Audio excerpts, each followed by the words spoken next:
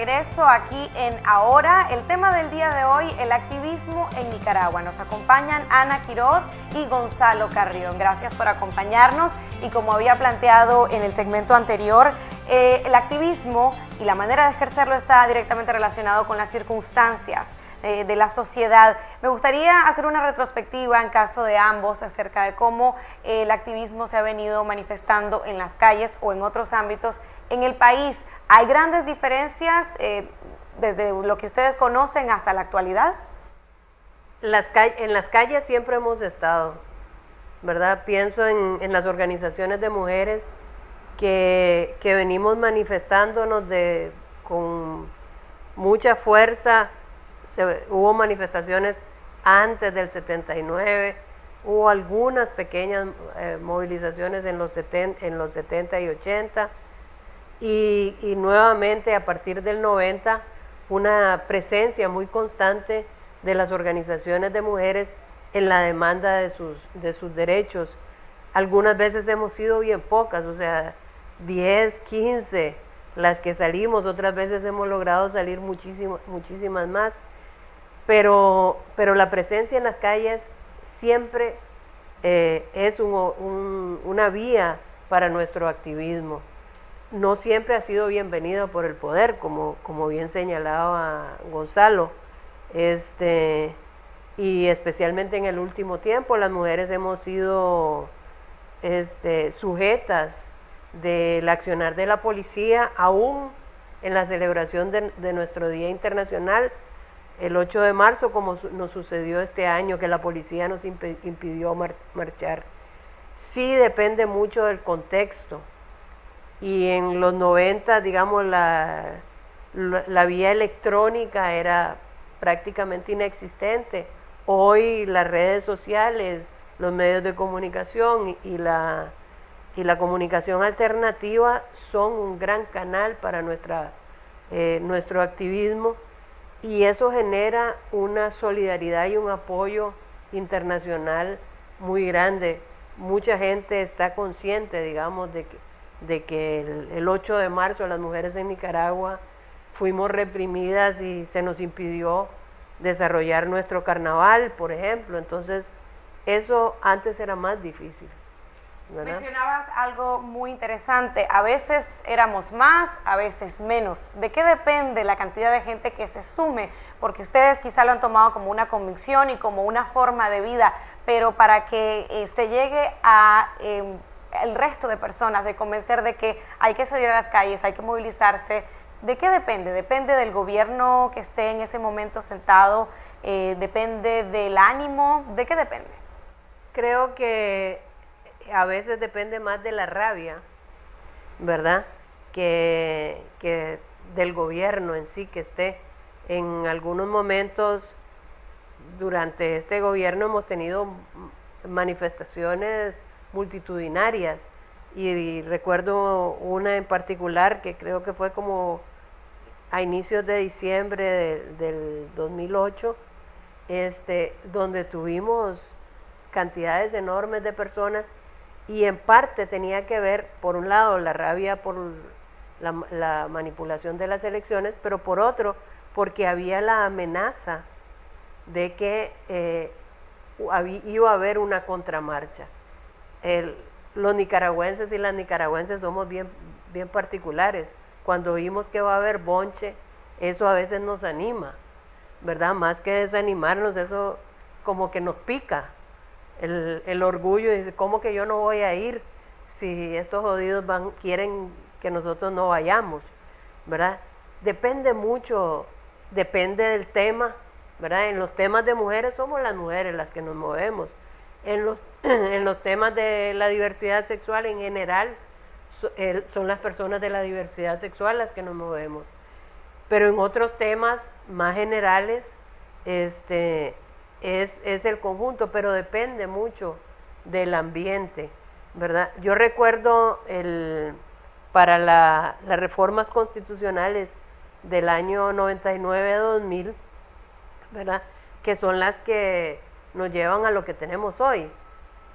Marchamos unas 40, 50 personas en aquel entonces, Y bueno, la mayoría de estas personas eran bastante mayores que yo, es decir, eran gente que ya históricos, ¿verdad? Por decirlo de alguna manera.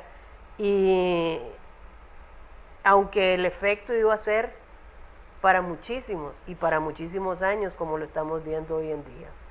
Gonzalo, ¿puede existir la creencia de que el activismo descansa en dependencia de con quién simpatice y quién se encuentre en el gobierno, quién se encuentre mandando, gobernando en el país? ¿Qué tan cierto es eso? ¿Es un mito o no? Es decir, el activismo también tiene bandos. Lo que pasa es que nosotros, y a propósito del tema, la movilización social y política, hablando de la política en el sentido del derecho ciudadano, porque nosotros los ciudadanos, y es un derecho humano universal, tenemos derecho de ejercer ciudadanía, de ejercer derechos políticos. Lo que pasa es que la movilización social y política en Nicaragua, y particularmente en los últimos años, tenemos la tendencia y no buena costumbre de asociarla partidariamente. Ya, y si alguien, si yo, por ejemplo, ahorita anuncio que la próxima semana vamos a hacer una gran marcha para cambiar este sistema, Gonzalo Carrión, candidato a presidente. Ya anda buscando, anda pichando su juego, ¿verdad?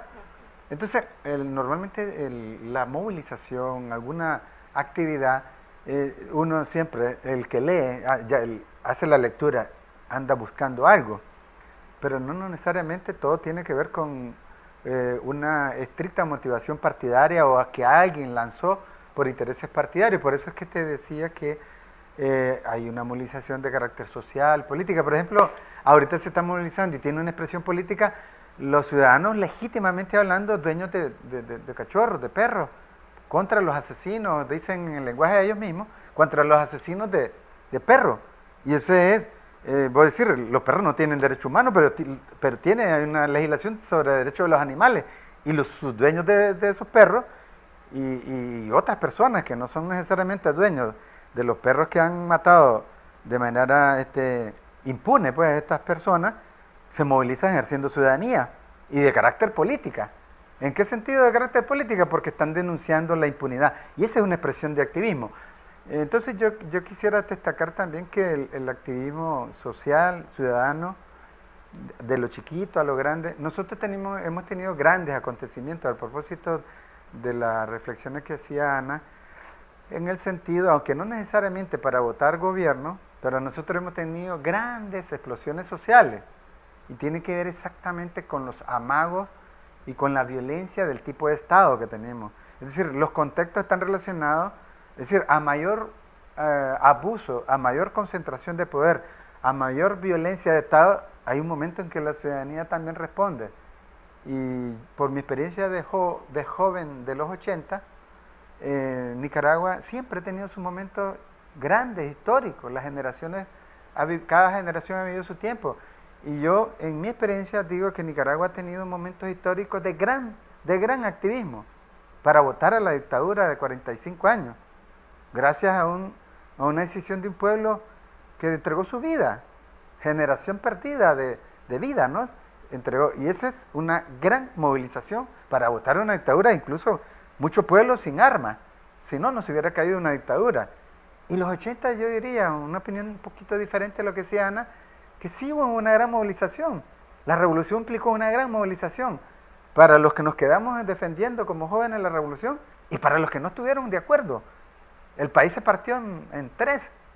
Los que hicieron la revolución, defendiendo la revolución, entregaron su vida, y los que se decidieron votar una revolución y una contrarrevolución. Y ese es un gran activismo, con la diferencia que ese activismo fue político, militar, fue violento. Y entonces, pero hay un activismo que no necesariamente tiene eso, no está dirigido a votar gobierno. Es más, cuando nosotros defendemos de los derechos de la gente, y la gente se moviliza, no es con propósito de votar gobierno, es con propósito de defender sus derechos. Lo que hacemos y decimos es que los gobiernos respeten nuestros derechos. Y en ese sentido, la historia, la memoria del CENIT en los 24 años que tenemos, y llevamos ya 5 gobiernos, 3 gobiernos neoliberales, que ahora le llaman de la pesadilla neoliberal, una cuarta con el gobierno que está inconstitucionalmente, y nosotros podemos decir que a propósito de la movilización social y política, el CENID ha compartido la lucha social y ha vivido y ha acompañado luchas sociales de pesadilla en pesadilla, y la gente se ha movilizado. Ahora se moviliza menos y tiene que ver con los altibajos sociales. O sea, la gente se moviliza menos, y no solo tiene que ver con el estado de terror, la intimidación, las fuerzas de choque, la policía que deja que repriman, porque recuerdo que la dictadura de Somoza mataba, asesinaba a los jóvenes, y ya era prohibido andar en grupo y lo ametrallaban a uno.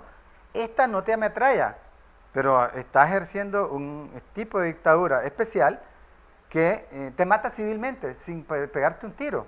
Te mata civilmente, entonces hay diferentes formas que la gente mejor está en una etapa de, espérate, mejor me callo o ejerzo derecho en silencio. La movilización implica organización o logística. Hay mucha diferencia también si comparamos las últimas 3 décadas en cuanto a cómo los diferentes sectores se han manifestado en las calles.